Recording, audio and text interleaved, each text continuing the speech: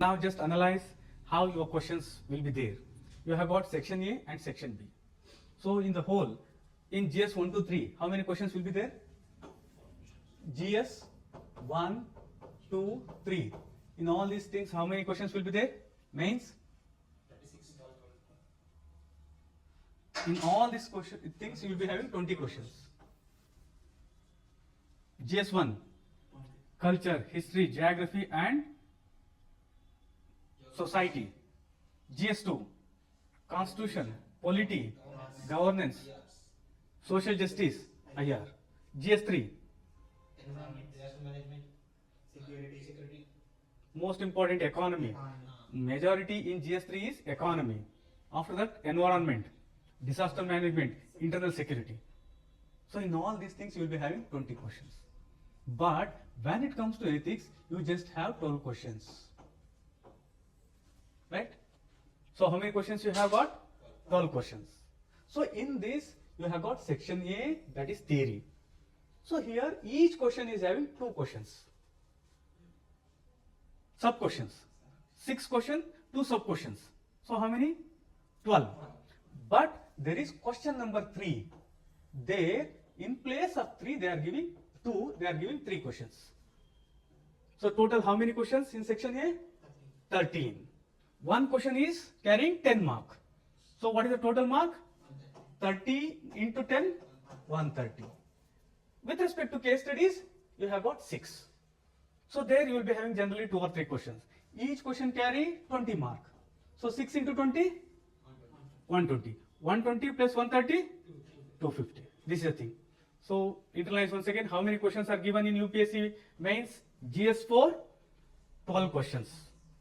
Each question carrying 20 mark, except question number 3, which is carrying 30 mark. And that too, question number 3 is related to what? Moral thinkers and philosophers. Question number 3 always moral thinkers, philosophers mede untundi. I hope you have got like broader picture. So you should have a rananiti. You should have a way to conquer these things. That can be possible when you know what is there. So let me elaborate these things in a systematic way. So here, section A, 6 questions. They will be having sub questions. So in total, 13 questions will be there. In section B, there will be 6 questions. If you include all the sub questions, it will be generally 19 to 20. So how many? Generally, there will be 33 questions will be there.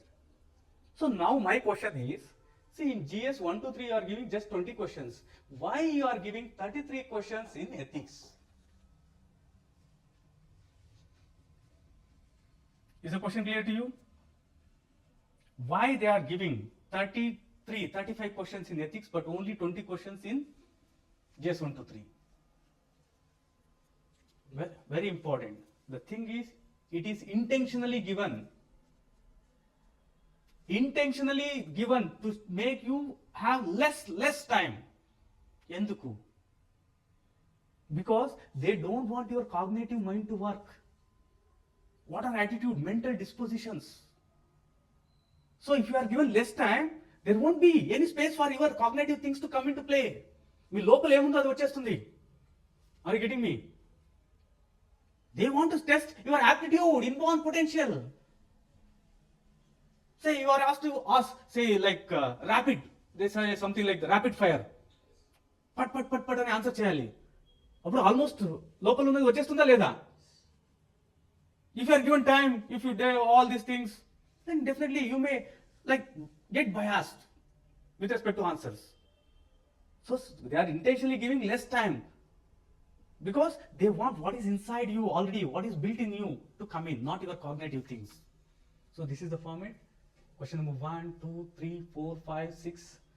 Each question carrying 10 mark. So please internalize this one.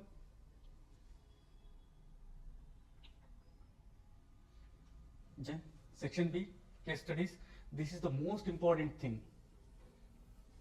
This is the area where you are getting marks. In ethics, you are getting marks, in my opinion, majorly because of case studies. Questions are not that easy. I repeat, if you have mastered all PYQs, you can answer 50% of the questions in section A with ease. With ease. Other questions you have to ponder upon. And also, case studies are the things which are helpful for your CSAT reading comprehension. In case studies, we'll be having like 3 or 4 paras, lengthy case studies. But when it comes to CSAT comprehension, they are very short. If you have mastered the case studies here, CSAT reading comprehension will be a cakewalk. So here, UPSC case studies and CSAT reading comprehension should go hand in hand. Okay. With respect to FIQs means future year questions. Based on the PYQs, you should be in a position to guess the questions. So here, like taking the 2024, section A 13 and section B 20, overall you had 33 questions. More than 80% of the questions in section A could not be answered by reading all the material, all the concepts in the syllabus. They are entirely different. So in our next session, we'll be going through questions first.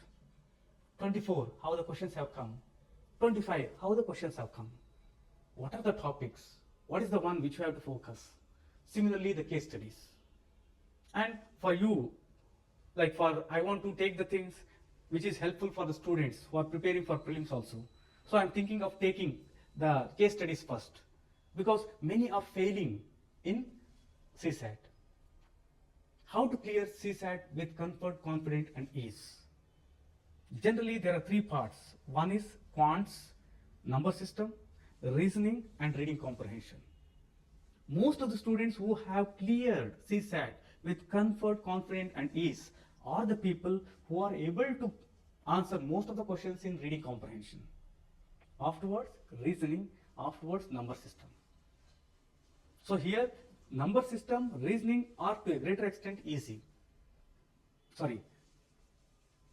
Reading comprehension and reasoning are to a greater extent are easy. Number system, some of the questions are very easy, some are very, very difficult.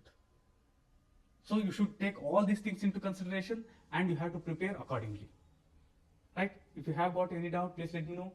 As we proceed, we'll first start with the PYQs as to how they have given, along with the syllabus. Afterwards, we'll try to take up the case studies because that will be helpful for your CSAT also. Okay?